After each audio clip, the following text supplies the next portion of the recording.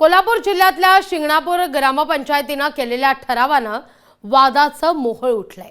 मुस्लिमांची मतदार नोंदणी करायची नाही असा ठराव ग्रामपंचायतीने केलाय। या ठरावानं वाद निर्माण झाल्यानंतर तिथल्या सरपंचानं जाहीर माफी मागत ठराव मागे घेण्याची घोषणाच केली आहे।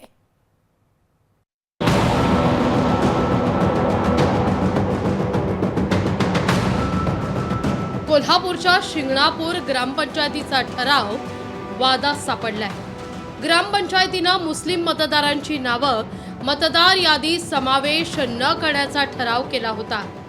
ग्रामपंचायतीनं केलेला ठराव सोशल मीडियात व्हायरल झाल्यानंतर स्थानिक अल्पसंख्याक समाजात संतापाची लाट निर्माण झाली आहे। ग्रामपंचायत मुस्लिमांना मतदानाचा अधिकार कसा नाकारू शकते असा सवाल स्थानिकांनी केलाय। जरा वाईट वाटलं, आमच्या गावात असं कधी घडलेलं नाही कधी।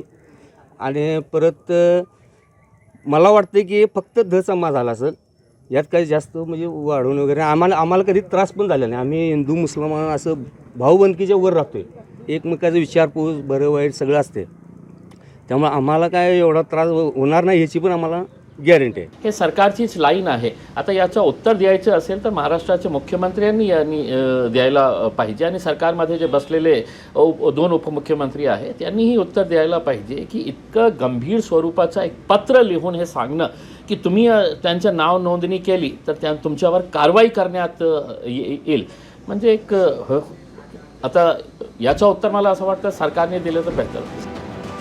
शिंगणापूर ग्रामपंचायत तात्काळ बरखास्त करावी आणि संबंधित ग्रामसेवकाला निलंबित करण्याची मागणी मुस्लिम बोर्डिंगचे प्रशासक कादर मलबारी यांनी केली आहे।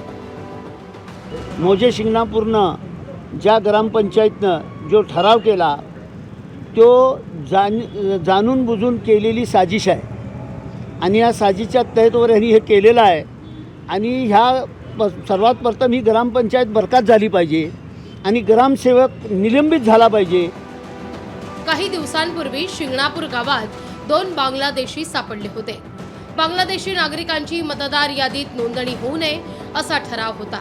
त्या ठरावात बांगलादेशी शब्द अनावधानानं राहून गेल्याची सारवासारव ग्रामपंचायतीनं केली आहे। या संदर्भात सरपंच रसिका पाटील यांनी बिनशर्त माफी मागितली आहे। शिवछत्रपती शाहू महाराजांच्या नगरीत राहतो आणि इथं असं कोणताही पायंडा पडू नये असं मला वाटतंय। त्यामुळे जर संबंधित कुठल्या जातीवर असा आक्षेप आला असेल तर त्याबद्दल मी कालही माफीपत्रक आम्ही जाहीर केलेलं आहे आणि आजही सर्वांच्या पुढ्यात माफी मागते आणि दिलगिरी करते। बांगलादेशी नागरिक छुप्या मार्गाने मतदार यादीत घुसखोरी करत असतील तर ते बेकायदाच आहे, पण बांगलादेशी नागरिकांच्या आडून कोणी अल्पसंख्याक समाजाच्या मतदानाचा अधिकार नाकारत असेल तर ही बाब गंभीर म्हणायला हवी। सतेज जौंदकर, लोकशाही मराठी, कोल्हापूर।